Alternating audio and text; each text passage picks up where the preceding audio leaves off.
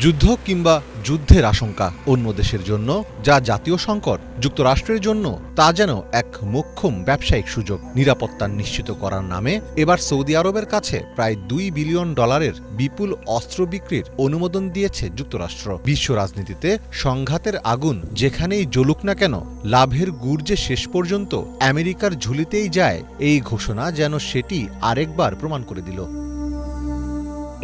প্রায় $200 কোটি মূল্যের এই বৈদেশিক সামরিক চুক্তির লক্ষ্য হল ইরান যুদ্ধ তীব্র হওয়ার প্রেক্ষাপটে সৌদি আরবের বিমান প্রতিরক্ষা ব্যবস্থাকে শক্তিশালী করা। 16 জুলাই এক প্রতিবেদনে এ তথ্য জানিয়েছে সংবাদ মাধ্যম আল জাজিরা।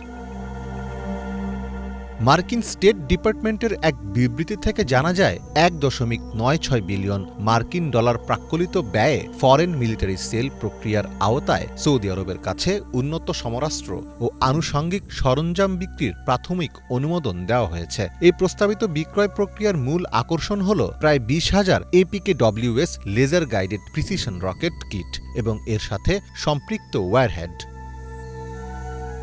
এই উন্নত প্রযুক্তির লেজার গাইডেড রকেটগুলো নিখুঁতভাবে লক্ষ্যবস্তুতে আঘাত হানতে পারে এবং আকাশ প্রতিরক্ষা জোরদার করতে অত্যন্ত কার্যকরী। এর সাথে রয়েছে LAU-131A launcher, MK-66 rocket motor, proximity fuse সহ আনুষঙ্গিক সামরিক সরঞ্জাম।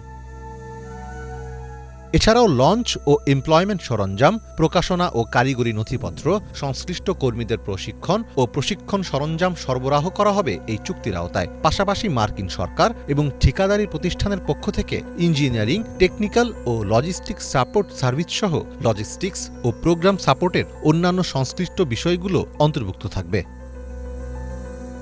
সৌদি আরবকে লক্ষ্য করে ইয়েমেনের হুতি বিদ্রোহী এবং ইরানের ছোড়া ড্রোন ও ব্যালিস্টিক মিসাইল প্রতিহত করাই এই চুক্তির মূল উদ্দেশ্য। সম্প্রতি দক্ষিণ সৌদি শহর আভার একটি বিমানবন্দরে ইয়েমেনের ইরান সমর্থিত হুতিদের ক্ষেপণাস্ত্র হামলার পর সৌদি আরব তাদের সাথে নতুন করে যুদ্ধের দ্বারপ্রান্তে রয়েছে বলে মনে করছেন অনেকে।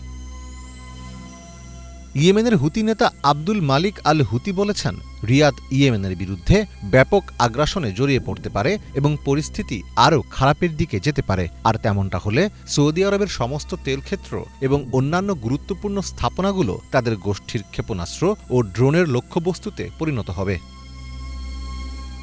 যুক্তরাষ্ট্র সৌদি আরবকে তাদের প্রধান অ-নেটো সহযোগী হিসাবে উল্লেখ করেছে। ওয়াশিংটন সরাসরি ইরানের সাথে যুদ্ধে লিপ্ত থাকলেও তারা সৌদি আরবকে অস্ত্র দিয়ে ফ্রন্টলাইনে শক্তিশালী রাখছে। যদিও বিশ্লেষকদের অনেকে মনে করছেন, এই বিপুল পরিমাণ প্রিসিশন রকেট সরবরাহের মাধ্যমে ওয়াশিংটন রিয়াদের নিরাপত্তা নিশ্চিত করার নাম করে তাদেরকে পুরোপুরি মার্কিন ও পশ্চিমা সামরিক প্রযুক্তির ওপর নির্ভরশীল করে রাখছে।